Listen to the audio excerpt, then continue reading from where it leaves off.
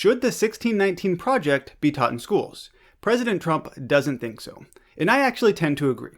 But before I explain why, let's look at what this 1619 Project actually is and why we're talking about it yet again. Over the weekend, President Trump threatened to defund schools who use the 1619 Project as a basis to teach history. And so because of that, we're talking about this project yet again. Now, you've probably already heard about what the 1619 Project is, so I don't want to go into too much detail about it. Suffice it to say, it's a project created by the New York Times to commemorate the 400th anniversary of when the first African-American slave came over here to America, which was in 1619. If you go onto the 1619 website, you find this introductory paragraph, where it says, "No aspect of the country that would be formed here has been untouched by the years of slavery that followed. On the 400th anniversary of this fateful moment, it is finally time to tell our story truthfully." So there we have it. This 1619 Project is going to tell the story truthfully. It's going to have facts and teach us why 1619 is the actual founding of America.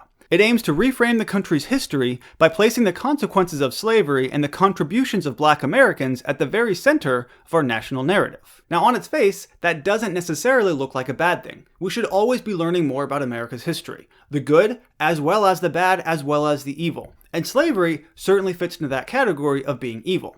However, they don't do it in a way that is truthful. Many historians have rightfully pointed that out in saying that they didn't do it accurately. For example, let's look at this historian who helped fact-check the 1619 Project, but was essentially ignored. Specifically, she's talking about the quote from Nichole Hannah Jones, who was basically the creator of the 1619 Project, where she said, "One critical reason that the colonists declared their independence from Britain was because they wanted to protect the institution of slavery in the colonies, which had produced tremendous wealth." Reading that, you would think that the American Revolution was initiated in large part because of slavery, because they wanted to keep their slaves and that Britain wanted to get rid of their slaves. However, this historian says, "I vigorously disputed the claim. Although slavery was certainly an issue in the American Revolution, the protection of slavery was not one of the main reasons the 13 colonies went to war." She continues, "Despite my advice, the Times published the incorrect statement about the American Revolution anyway, in Hannah Jones' introductory essay." And keep in mind that this historian actually agrees with the 1619 Project more generally. She said, "I was concerned that critics would use the overstated claim to discredit the entire undertaking." So she's pointing out that while it's factually inaccurate, she essentially still supports it and doesn't want critics to jump on things like this, which is essentially what I'm doing here, but it shows that it should not have been published the way it is. Furthermore, another historian criticizes a different essay in the 1619 Project, where it essentially says that the capitalism that we know today is based in slavery. Mr. Desmond asserts that Americans live in an environment of low-road capitalism, a particularly brutal economy where inequality reigns and poverty spreads. And all of this starts from the cotton plantation. There, in the American South, enslaved laborers produced the nation's most valuable economy, and their productivity created a capitalist environment. Now, this essay tries to argue New Orleans boasted a denser concentration of banking capital than New York City. However, the historian, who actually knows what he's talking about, says New York alone had more banks in 1858 than the entire future Confederacy did. So essentially, the journalist is trying to argue that capitalism began in the American South. And he's trying to show that the American South was more independent, it had more money than the American North. Similarly, the historian says, the 1619 Project imagines Southern slaveholders were practicing capitalism simply because they made money, which is absolutely ridiculous.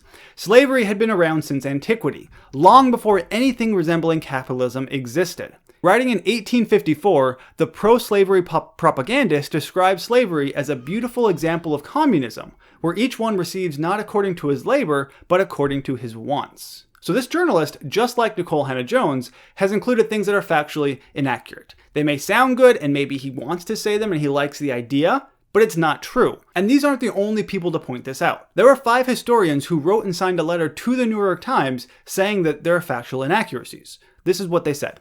"We applaud all efforts to address the enduring centrality of slavery and racism to our history. Nevertheless, we are dismayed at some of the factual errors in the project and the closed process behind it." They start by saying, "We agree with the premise behind the 1619 Project. We agree with it and we like it. But there are factual inaccuracies." We already looked at a few of those. If you want more, you can actually read this letter itself. The New York Times, however, responded as follows.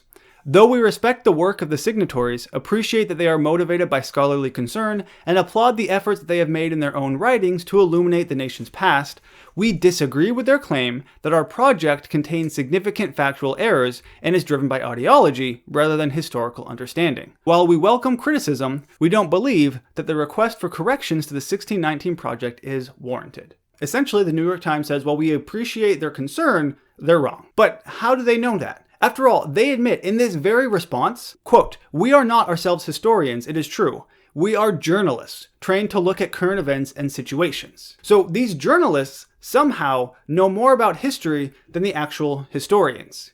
Keep in mind, we already saw one historian who was fact-checking the New York Times 1619 project before it came out, and they were ignored. Even though there were historians throughout the process telling the 1619 project editors that it was wrong, they went with it anyway. After all, they're journalists, not historians. And you can see that it's ideologically driven based on the following statements in response to this criticism. And yet for all that, it is difficult to argue that equality has ever been truly achieved for Black Americans. Not in 1776, not in 1865, not in 1964, not in 2008, and not today. Furthermore, the rampant discrimination that Black people continue to face across nearly every aspect of American life suggests that neither the framework of the Constitution nor the strenuous efforts of political leaders in the past and the present, both white and Black, has yet been able to achieve the democratic ideals of the founding for all Americans. To sum up the response by the New York Times, yes, perhaps the 1619 project is inaccurate because we're journalists, not historians. However, because African Americans today are still not equal and are constantly facing discrimination in every aspect of their lives,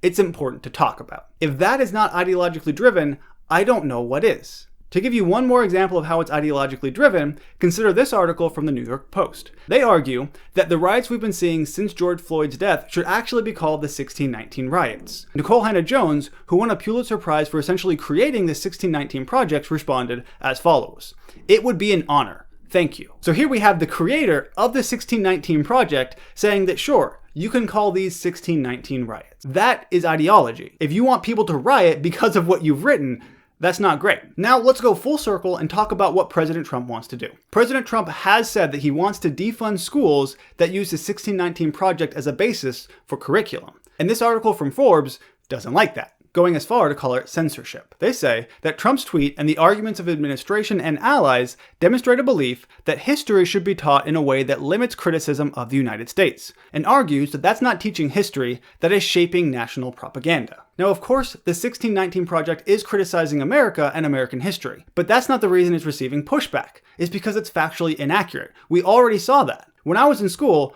I was taught about slavery and the Trail of Tears and all of these things which were very critical of American history. And that was acceptable. That was expected. We should learn about all of our history, the good and the bad. But it needs to be historically accurate. It cannot be ideologically driven like the 1619 project clearly is. So if you want to teach about the bad of history, you should do it. But you should not base it on something that is historically inaccurate. That's what they're trying to say here. But apparently, not teaching historical inaccuracies is now shaping national propaganda. It's not national propaganda to say that America has always been, and essentially is still, a racist country. That's just normal. This article continues, "For a president who proudly proclaims that he has done more for the Black community than any other president in American history, his efforts to censor the painful story of the Black experience in America are a slap in the face of every Black person who has lived that history from the past to the present." Once again, they are willfully ignoring the fact that the history that was shared in the 1619 project is not accurate. So you're not telling the story truthfully, you're telling a made-up story about history that's just not true. And that is relevant. When you're teaching history, it should be history. It should not be history from a journalist's perspective. That's not the same thing, as the New York Times actually admitted. Because of all of these things, I do agree that the 1619 project should not be taught in schools. If I had a child who was in high school or middle school, I wouldn't want them to be taught this because it's not accurate. That being said, I don't think I'd go as far as President Trump and defund those schools. I don't really want the federal government to decide on a national level what everyone should be taught. Again, I don't agree with it. I don't think they should be taught that, but it should be more of a local thing. If I found out that my child's school was teaching this, I would gather a local group, I'd go and protest and point out that it's wrong. But I don't really want the federal government coming in and saying this is what you have to teach and this is what you can't teach. Because as we've already seen, the Department of Education is doing a horrible job teaching at a national level. They're just not good at it. Rather than allow the federal government to control more of our lives, they should control less of it, and they should have less power. That is my argument here. Once again, I don't like the 1619 Project and it should not be taught, but I don't think the response from Trump should be to defund any school that does teach it. But what are your thoughts on this matter? Go ahead and let me know down in the comment section below. And if you haven't yet, make sure you subscribe to the channel and leave a like. I'd really appreciate it and it'll help out my channel. As always, thank you for watching, and I'll see you next time.